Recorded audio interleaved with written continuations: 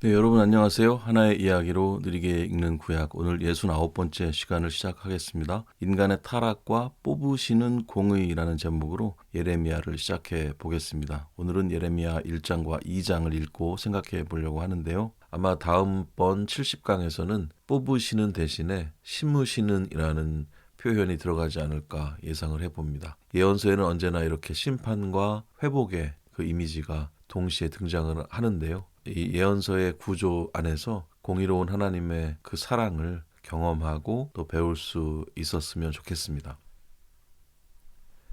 예레미야의 전체 구조를 먼저 살피는 게 의미가 있겠죠. 소명으로 시작해서 심판의 집행으로 끝나는 거대한 대칭 구조를 가지고 있는 책이라고 볼 수가 있는데요. 이렇게 4부 구성으로 생각해 볼 수가 있습니다. 25장까지 또 29장까지 33장까지 그리고 52장으로 마무리되는 그런 구조로 생각해 볼 수가 있겠어요. 먼저 1부에서는 유다를 향한 심판이 선포가 됩니다. 선지자의 소명과 또 유다의 철저한 배반 그리고 북방 제국을 통한 파괴의 신탁이 집중적으로 전개되는 그런 부분이 되겠고요. 그리고 2부에서는 선지자의 고난과 논쟁이 다루어집니다. 거짓 선지자들과의 신학적 대립의 내용이 나오고요. 그리고 심판을 선포하는 것으로 인해서 예레미야가 겪는 그 격렬한 박해와 순환의 역사를 읽을 수가 있습니다. 말씀 안에서 이 예언자들의 모습을 볼 때마다 안타까움을 금할 수가 없습니다. 여기서도 예레미야 개인이 겪는 그 고난을 우리가 살필 수가 있어요. 그리고 이어지는 3부가 예레미야의 심장부라고 할 수가 있겠는데요. 심판의 필연성을 넘어서 하나님께서 친히 이루실 새 언약과 공동체의 우주적인 회복을 선포하고 있습니다. 그래서 이 부분을 70강에서 다룰 예정이고요. 그리고 마지막 4부에서는 예루살렘의 함락과 열방의 심판의 내용이 여기 기록이 되어 있습니다. 불순종한 유다의 비극적인 종말 그리고 이스라엘을 괴롭혔던 주변 나라들을 향한 하나님의 심판 그리고 마지막 역사적인 에필로그로 마무리가 됩니다. 이렇게 전체 예레미야의 4부 구성을 마음속에 잘 넣어두시고 함께 읽어 나가시면 도움이 되실 것 같습니다.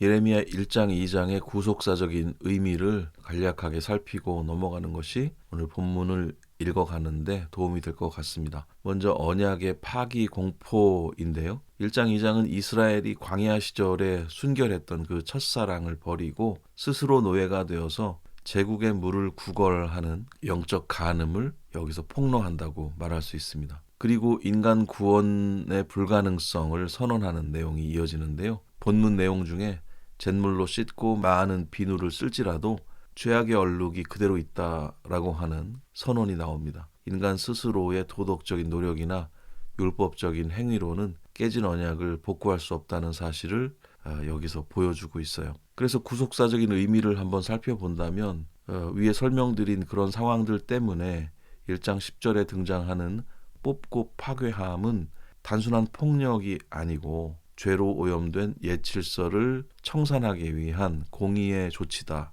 필연적 조치다 이렇게 말할 수가 있다는 겁니다. 공의의 필연적 조치로서의 심판 그 의미를 우리가 생각해 볼 때 파괴적인 상황으로만 볼 수 없다는 것을 꼭 짚고 예레미야를 읽어 나가야 할 것 같습니다.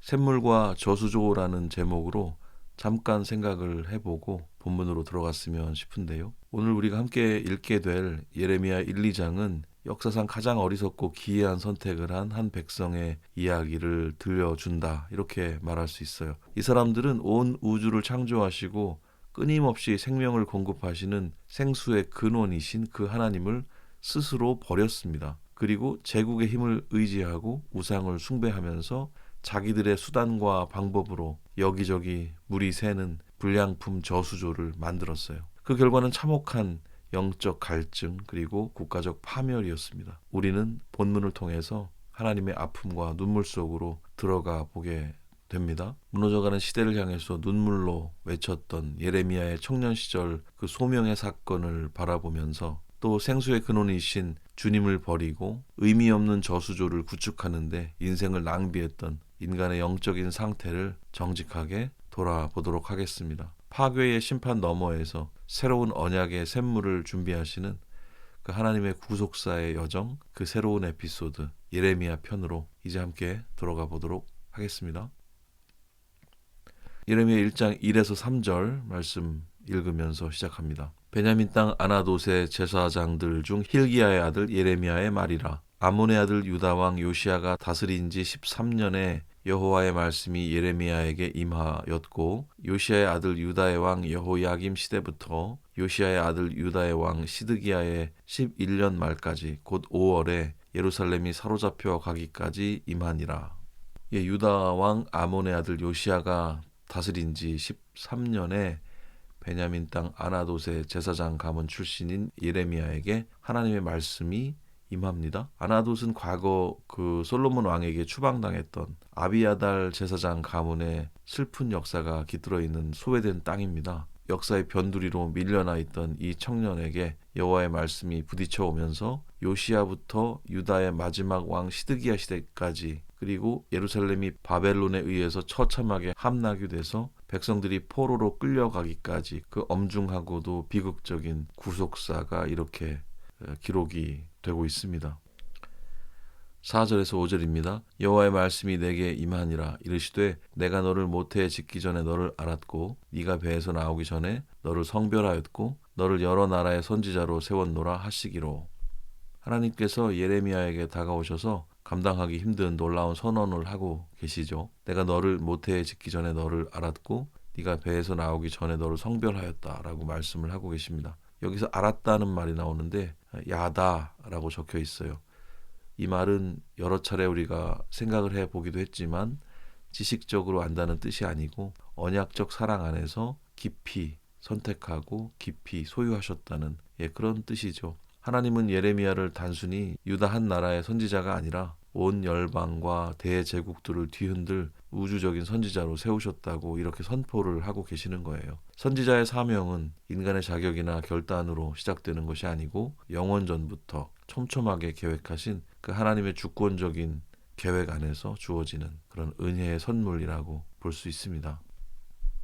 이제 6절에서 8절 말씀입니다. 내가 이르되 슬프도소이다. 주 여호와여 보소서. 나는 아이라 말할 줄을 알지 못하나이다 하니 여호와께서 내게 이르시되 너는 아이라 말하지 말고 내가 너를 누구에게 보내든지 너는 가며 내가 내게 무엇을 명령하든지 너는 말할지니라. 너는 그들 때문에 두려워하지 말라. 내가 너와 함께하여 너를 구원하리라. 나 여호와의 말이니라 하시고. 거대한 소명 앞에 청년 예레미야는 심장이 덜컥 내려앉은 느낌이죠. 이렇게 탄식을 하고 있습니다. 슬프도소이다. 주 여호와여 보소서. 나는 아이라 말할 줄을 알지 못하나이다. 이렇게 한 걸음 물러섭니다. 아이에 해당하는 말이 나르인데요. 나이가 어린 그 청소년을 뜻하기도 하지만 공적인 무대에서 책임을 맡기에는 정치적으로나 사회적으로나 경험이 많이 부족한, 그러니까 우리말로 보자면 깜냥이 부족합니다. 이런 말 많이 하잖아요. 하나님 앞에서 제가 부족한 사람입니다. 아이 같은 사람입니다. 이렇게 얘기를 하고 있는 거죠. 세상 제국, 타락한 종교 권력을 생각해 보면 정말 자기는 아무 힘도 없는 어린아이 같다는 그런 생각을 할 수 있을 것 같습니다. 그때 하나님은 이렇게 말씀하시죠. 너는 아이라고 말하지 말고 내가 너를 누구에게 보내든지 너는 가고 내가 내게 무엇을 명하든지 너는 말해라. 이렇게 말씀하고 계세요. 내가 너와 함께 할 것이다. 너를 구원할 것이다. 라는 그 임재의 약속을 던져주시는 거예요. 소명자의 능력을 생각해 봅시다. 나의 능력이 아니고 나의 깜냥이 아니고 나와 함께 하시는 하나님의 능력에서 나온다는 것을 하나님의 말씀을 통해서 알게 됩니다. 9절에서 10절 말씀입니다. 여호와께서 그의 손을 내밀어 내 입에 대시며 여호와께서 내게 이르시되 보라 내가 내 말을 네 입에 두었노라. 보라 내가 오늘 너를 여러 나라와 여러 왕국 위에 세워 네가 그것들을 뽑고 파괴하며 파멸하고 넘어뜨리며 건설하고 심게 하였느니라 하시니라. 9절과 10절 내용 읽었는데요. 여호와께서 친히 손을 내밀어서 예레미야 입에 대시면서 강력한 영적인 행동을 보여주시죠. 여호와께서 친히 손을 내밀어서 예레미야의 입에 대시면서 내가 내 말을 내 입에 두었다. 이렇게 말씀하시고 나서 그 청년의 입술에 열방과 세계를 움직이는 우주적인 통치권을 위임하신다. 이렇게 말할 수 있습니다. 10절을 보면은 선지자의 사역 방향이 4가지 부정적인 동사 그리고 2가지 긍정적인 동사로 선포가 되고 있는데요. 뽑고 파괴하며 파멸하고 넘어뜨리며 건설하고 심게 하였다. 이 구절은 예레미야 전체를 관통하는 핵심 구조라고 볼 수가 있습니다. 하나님은 철저한 심판을 통해서 불의한 제국과 타락한 종교를 완전히 뽑아내고 부수실 겁니다. 그러나 그 무서운 파괴의 진짜 목적은 멸망 그 자체가 아닙니다. 온전한 하나님 나라를 새로 건설하고 또 신실한 백성을 다시 심기 위한 구속사의 필연적인 과정이라고 말할 수가 있어요. 우리가 느끼기에는 우리 삶에 너무나 괴로운 이런 뽑으시는 상황들이 찾아올 때 그것을 우리가 하나님께서 행하시는 새 창조의 과정이구나 이렇게 생각할 수 있을까 질문해 보게 되는데요. 이것이 하나님의 새 창조를 위한 과정이라는 것을 이해할 수 있으면 좋겠습니다. 11절에서 12절 말씀입니다. 여호와의 말씀이 또 내게 임하니라. 이르시되 예레미야야 네가 무엇을 보느냐 하시매 내가 대답하되 내가 살구나무 가지를 보나이다. 여호와께서 내게 이르시되 네가 잘 보았도다. 이는 내가 내 말을 지켜 그대로 이루려 함이라 하시니라. 이게 조금 뜬금없는 말씀 같기도 합니다. 여기 살구나무 이야기가 나오고 또 하나님의 대답도 금방 직관적으로 잘 이해가 안 되는 말씀이기도 한데요. 이 상징과 언어 유희에 대해서 우리가 이해를 해야 이 본문이 이해가 될 수 있습니다. 첫 번째 환상을 보여주시면서 무엇을 보느냐 물으시죠. 예레미야가 살구나무 가지를 본다고 대답을 하자 주님께서 잘 보았다. 내가 내 말을 지켜 그대로 이루려고 하는 것이다. 이렇게 말씀을 하고 계시는 장면인데 살구나무의 히브리어는 샤케드인데 아몬드 나무를 의미합니다. 이 나무는 겨울이 지나고 가장 먼저 깨어나서 꽃을 피우는 나무거든요. 그래서 뭔가 깨어나서 지켜본다라고 하는 그런 의미를 연결해 볼 수 있는 그런 속성을 가진 나무입니다. 그리고 이어지는 지켜보다 깨어있다라고 하는 그 하나님 말씀 안에 있는 히브리어는 쇼케드거든요. 밤새도록 눈을 부릅뜨고 경계를 서는 파수꾼처럼 하나님께서 당신이 말씀하신 그 심판과 구원의 약속을 깨어서 지켜보시면서 반드시 성취하시겠다고 하는 그런 의미를 가지고 있습니다. 인간은 언약을 잊어버리고 묻어둘 수 있을지 몰라도 하나님께서는 깨어 지켜보시고 결국은 이루신다는 것에 대해서 이렇게 언어 유희를 통해서 강조하면서 말씀하고 있는 그런 장면이라고 볼 수가 있습니다.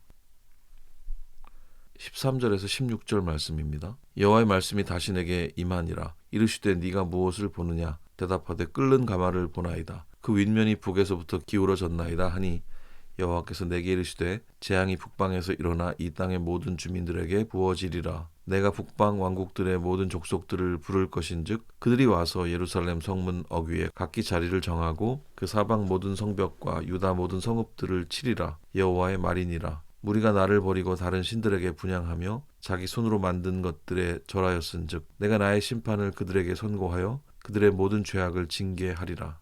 여호와의 말씀이 두 번째 환상으로 예레미야에게 다가옵니다. 이번에는 북쪽에서부터 비스듬히 기울어져서 곧바로 유다 땅을 향해서 뜨거운 오물과 끓는 물을 쏟아 부을 것 같은 그 끓는 가마가 보여요. 이 환상은 단순한 자연재해가 아니고 북방의 거대한 바벨론 제국을 통해서 유다의 불의를 심판하시려고 하는 하나님의 그 주권적인 군사적 움직임 이렇게 해석할 수 있는 부분입니다. 16절에 하나님께서 유다를 심판하시는 명확한 고발의 사유 이런 것들이 터져 나오는데 백성들이 하나님을 버리고 다른 신들에게 분향하고 자기 손으로 만든 우상들에게 절했다 이렇게 고발하고 있죠. 이 구절은 신명기의 언약사상에 기초해서 유다의 영적 간음 그리고 배반을 고발하는 그 예레미야의 핵심적 신학이라고 볼 수 있습니다.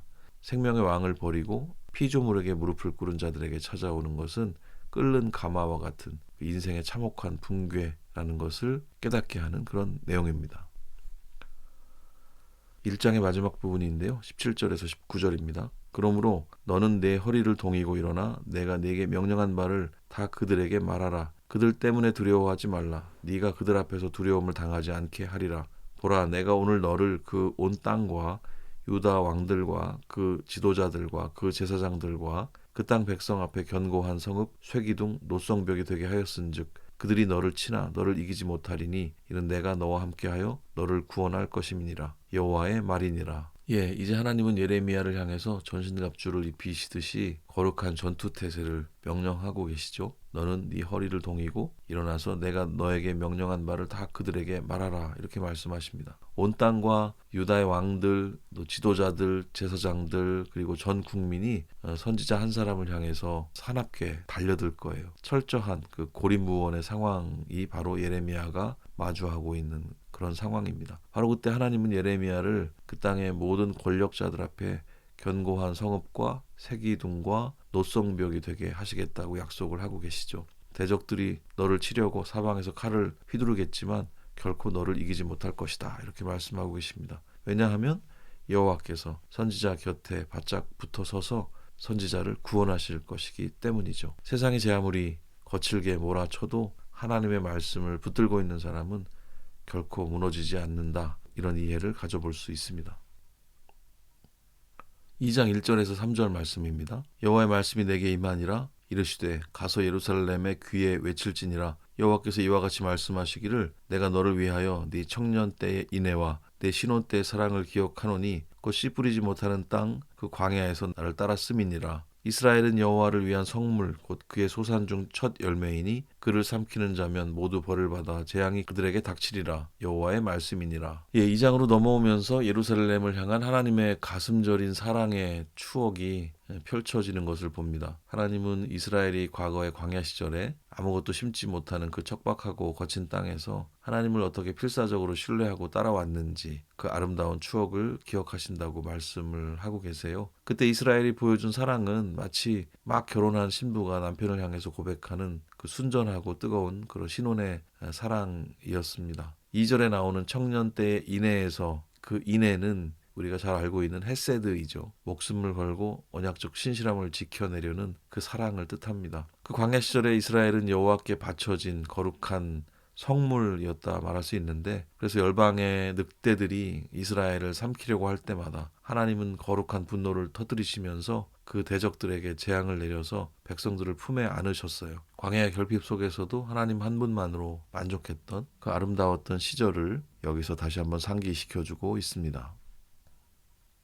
이제 4절에서 8절 말씀입니다. 야곱의 집과 이스라엘의 집 모든 족속들아 여호와의 말씀을 들으라. 나 여호와가 이와 같이 말하노라. 너희 조상들이 내게서 무슨 불의함을 보았기에 나를 멀리하고 가서 헛된 것을 따라 헛되이 행하였느냐. 그들이 우리 애굽 땅에서 인도하여 내시고 광야 곧 사막과 구덩이 땅 건조하고 사망의 그늘진 땅 사람이 그곳으로 다니지 아니하고 그곳에 사람이 거주하지 아니하는 땅을 우리가 통과하게 하시던 여호와께서 어디 계시냐 하고 말하지 아니하였도다. 내가 너희를 기름진 땅에 인도하여 그것의 열매와 그것의 아름다운 것을 먹게 하였거늘 너희가 이리로 들어와서는 내 땅을 더럽히고 내 기업을 역겨운 것으로 만들었으며 제사장들은 여호와께서 어디 계시냐 말하지 아니하였으며 율법을 다루는 자들은 나를 알지 못하며 관리들도 나에게 반역하며 선지자들은 바알의 이름으로 예언하고 무익한 것들을 따랐느니라. 예, 야곱의 집과 이스라엘의 모든 가족들을 향해서 하나님의 안타까운 탄식이 쏟아지고 있습니다. 가슴을 치시는 하나님의 그 모습을 우리가 상상해 볼 수가 있을 정도의 내용이었죠. 백성들은 애굽의 종살이에서 자신들을 건져내시고 또 사막과 음침한 그 사망의 골짜기가 가득한 광야를 통과하게 하신 그 하나님의 기적적인 구원의 은혜를 새까맣게 잊어버렸습니다. 이 사람들은 하나님을 떠나서 헛된 우상을 따라갔고 또 스스로 허무한 존재가 돼버렸어요. 여기 8절을 보면은 종교 지도자들의 그 총체적인 타락상이 적나라하게 폭로되고 있습니다. 제사장들은 여호와를 찾지 않았고 율법을 다루는 자들은 하나님을 알지 못했고 백성의 목자들은 왕에게 반역했고 선지자들은 바알의 이름으로 예언을 하고 아무 유익도 없는 무가치한 것들을 쫓아다녔다고 고발을 합니다. 지도자가 눈이 멀고 은혜를 망각할 때 그 공동체는 정말 허무의 낭떠러지로 떨어지게 되겠죠. 이 말씀을 읽으면서 우리 삶의 자리를 돌아보자고 한다면 조금 언짢으실까요? 그러나 이들과 우리가 성정이 다르지 않기 때문에 우리의 삶의 자리도 조심스럽게 돌아보는 것이 이 말씀을 읽는 유익이라고 생각합니다. 9절에서 13절 말씀입니다. 그러므로 내가 다시 싸우고 너희 자손들과도 싸우리라. 여호와의 말씀이니라. 너희는 기띔 섬들에 건너가 보며 게달에도 사람을 보내 이 같은 일이 있었는지를 자세히 살펴보라. 어느 나라가 그들의 신들을 신 아닌 것과 바꾼 일이 있느냐? 그러나 나의 백성은 그의 영광을 무익한 것과 바꾸었도다. 너 하늘아, 이 일로 말미암아 놀랄지어다. 심히 떨지어다. 두려워할지어다. 여호와의 말씀이니라. 내 백성이 두 가지 악을 행하였나니 곧 그들이 생수의 근원되는 나를 버린 것과 스스로 웅덩이를 판 것인데 그것은 그 물을 가두지 못할 터진 웅덩이들이니라. 하나님은 이스라엘을 광야에서 건져내서 아름답고 기름진 가나안 땅으로 인도를 하셨죠. 그런데 백성들은 그 땅에 들어오자마자 하나님의 기업을 더럽히고 또 역겨운 우상의 소굴로 오염시켜 버렸습니다. 하나님은 이 기가 막힌 현실 앞에서 법정에 서신 재판장처럼 백성들을 송사하고 계시죠. 이방 나라들도 하지 않을 그런 어이없는 일들을 하나님의 백성들이 저질렀다는 것, 그 영적 반역에 대해서 고발하고 있는 내용이 11절에 적혀 있습니다. 그리고 13절에 보면 정말로 놀랄 만한 비극적인 두 가지 악이 선포가 되는데, 첫째는 생수의 근원이신 하나님을 버린 것이고, 둘째는 스스로 땅을 파서 물을 가두지 못할 그 깨진 저수조를 만든 일입니다. 여기 터진 웅덩이라고 표현이 되어 있죠. 이 구절은 인간이 하나님을 떠나서 스스로 구원을 이루려고 하다가 영적 파산에 이르게 되는 인간의 비참한 현실을 적나라하게 보여주는 내용이라고 볼 수 있습니다. 14절에서 17절 말씀 읽겠습니다. 이스라엘이 종이냐 씨종이냐 어찌하여 포로가 되었느냐? 어린 사자들이 그를 향하여 부르짖으며 소리를 질러 그의 땅을 황폐하게 하였으며 그의 성읍들은 불타서 주민이 없게 되었으며 놉과 다바네스의 자손도 내 정수리를 상하였으니 내 하나님 여호와가 너를 길로 인도할 때에 네가 그를 떠남으로 이를 자취함이 아니냐. 하나님께서 이스라엘을 향해서 아픈 질문을 던지세요. 이스라엘이 어찌하여 포로가 되었는지를 물으세요. 원래 이스라엘은 왕이신 하나님의 고귀한 자녀이고 자유인으로 창조가 되었는데 지금 그 사람들은 이방 제국들에게 짓밟혀서 온 땅이 황폐해지고 도성들은 다 불타버렸고 애굽의 군대에게 정수리가 깨지는 그 비참한 노예 신세로 전락을 했기 때문에 어찌 너희들이 그런 상황이 되었느냐라고 한탄을 하시는 그런 내용이라고 볼 수 있겠죠. 17절은 이 모든 참상의 원인이 외교적인 실패라든지 군사력의 열세라든지 그런 이유가 아니고 그들이 길을 걸어갈 때 인도자가 되시는 여호와 하나님을 스스로 밀쳐내고 떠났기 때문이라고 진단을 해주고 계십니다. 하나님을 떠난 그 자유, 그것은 너무나 자유로워 보일 수 있지만 결국엔 방종이 되는 것이고 결국 세상의 가장 잔인한 폭력 아래 무릎을 꿇을 수밖에 없는 노예의 삶으로 마무리될 뿐이다 라는 사실을 알게 됩니다. 이제 18절에서 19절 말씀입니다.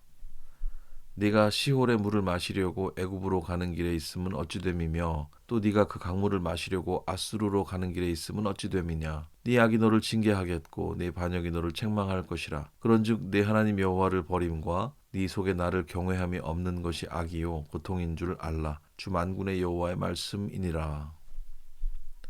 유다의 어리석은 정치적인 외교적인 행태가 하나님의 도마 위에 또 오르고 있어요. 네가 시올의 물을 마시려고 애굽으로 가는 길에 있음은 어찌 됨이고 그 강물을 마시려고 아수르로 가는 길에 있음은 어찌 됨이냐, 이렇게 말씀을 하시는데요. 여기서 시홀은 나일강의 지류를 뜻하는데 그 강은 아수르 제국의 젖줄이라고 할 수 있는 유브라데 강을 의미하거든요. 유다는 국가적 위기가 찾아올 때마다 생수의 근원이신 하나님께 무릎을 꿇기보다 애굽과 아수르라고 하는 그 제국의 강물을 얻어 마시기 위해서 비굴하게 사방으로 뛰어다녔던 겁니다. 19절은 이렇게 선언해요. 네가 저지른 그 악이 너를 징계할 것이고 네 반역이 너를 책망할 것이라고 이렇게 말씀을 하세요. 하나님 경외가 없는 그 인생의 종말은 공허와 고통뿐이다 라는 진실을 알게 됩니다.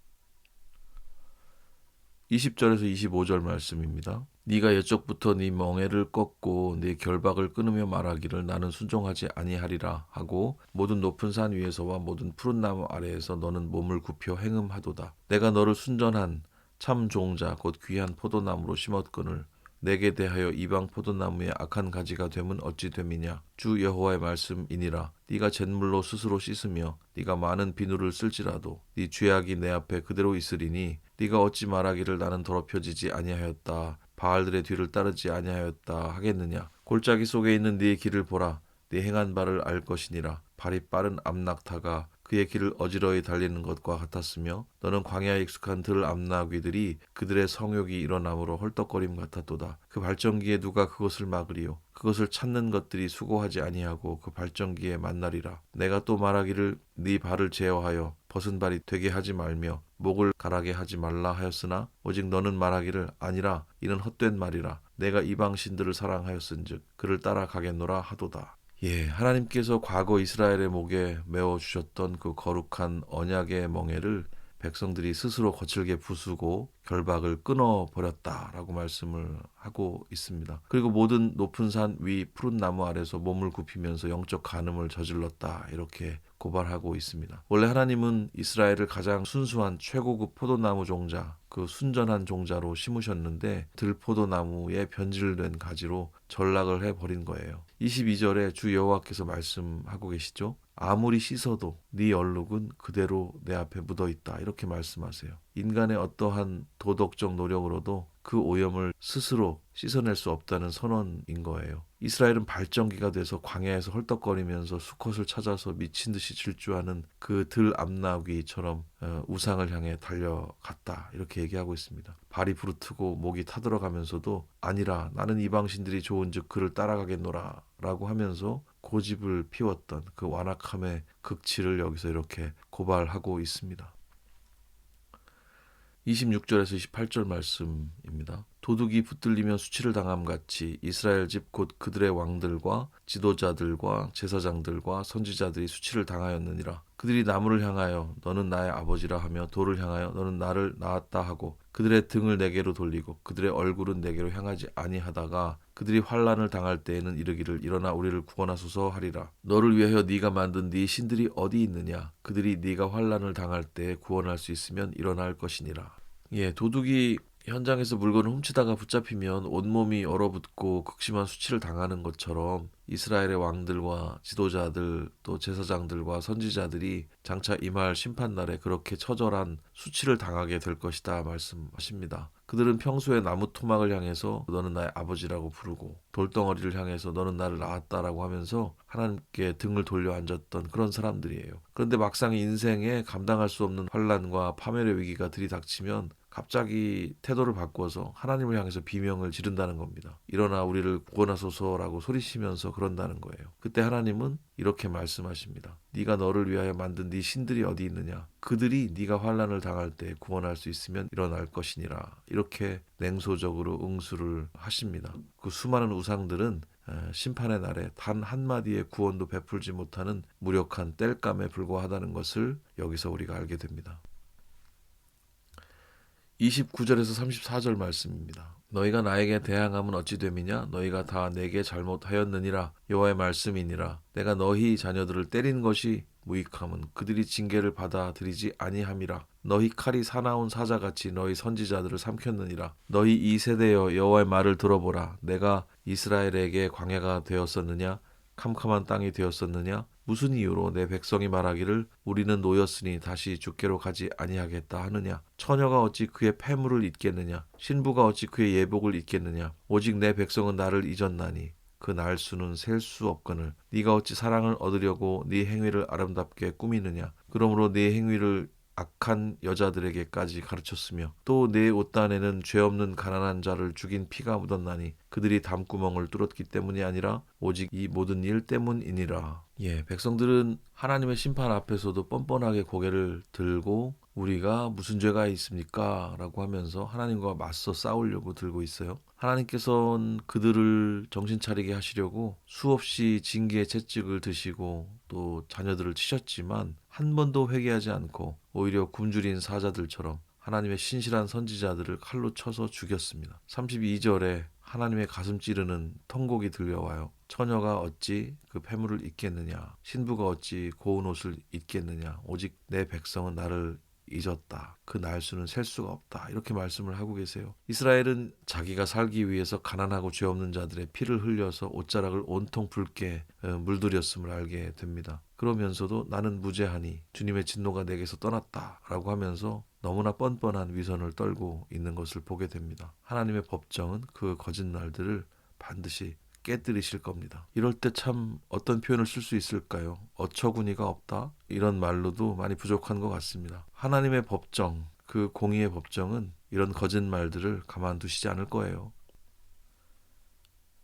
이제 마지막 단락인데요. 35절에서 37절까지 말씀입니다. 그러나 너는 말하기를 나는 무죄하니 그의 진노가 참으로 내게서 떠났다 하거니와 보라 네 말이 나는 죄를 범하지 아니하였다 하였으므로 내가 너를 심판하리라. 네가 어찌하여 네 길을 바꾸어 부지런히 돌아다니느냐? 네가 아수르로 말미암아 수치를 당함같이 또한 애굽으로 말미암아 수치를 당할 것이라. 네가 두 손으로 네 머리를 싸고 거기서도 나가리니 이는 네가 의지하는 자들을 나 여호와가 버렸으므로 네가 그들로 말미암아 형통하지 못할 것임이라. 마지막 단락에서 유다의 정말로 가벼운 발걸음이 폭로되고 있습니다. 유다는 과거 북방의 아람이나 아수르 세력 사이에서 이리저리 눈치를 보면서 길을 바꾸다가 결국 수치를 당했습니다. 그런데 이제는 바벨론이 밀려오자 또다시 애굽의 치맛자락을 붙들어 보려고 정신없이 달려가고 있는 거예요. 하나님은 여기에 대해서 선언하고 계십니다. 네가 과거 아수르에게 배신당해서 수치를 당했던 것처럼 이번에도 네가 의지하는 애굽 때문에 철저하게 파멸하고 수치를 당하게 될 거라 이렇게 말씀하십니다. 37절 마지막 절 보면 유다가 두 손으로 자기 머리를 감싸쥔 채로 절망하면서 애굽에서 쫓겨나오는 비참한 상황에 대한 그 시각적 묘사가 나오죠. 왜냐하면은 여호와 하나님께서 유다가 철석같이 의지하던 그 제국들을 이미 버리셨기 때문입니다. 하나님을 배제한 인간의 모든 외교적 수단, 또 불의한 신뢰 이런 것들은 결국 스스로의 머리를 쥐어뜯으며 통곡하는 그런 절망의 상황으로 끝나게 되어 있기 마련입니다. 이렇게 예레미야 1, 2장의 본문을 함께 읽어보았습니다.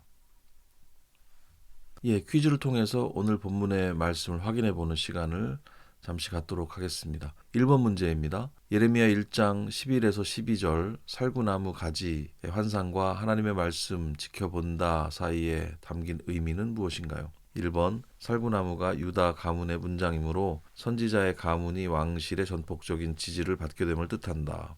2번 겨울잠에서 먼저 깨어나는 살구나무처럼 하나님이 당신의 심판과 구원 약속을 반드시 성취하기 위해 깨어 감시하심을 뜻한다. 3번 고대 근동의 민간 신앙을 수용하여 풍성한 농작물의 수확과 경제적 번영이 임할 것을 예표한다. 4번 요시야 왕의 성전 개혁을 칭찬하시며 성전 내부에 새겨 넣을 새로운 건축 문양을 지시하신 것이다.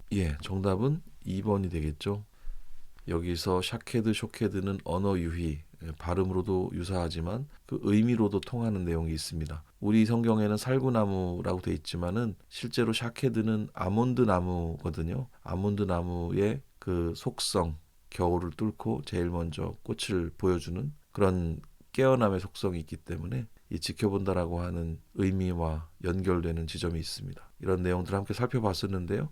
다시 한번 기억하시면서 다음 문제로 넘어가겠습니다.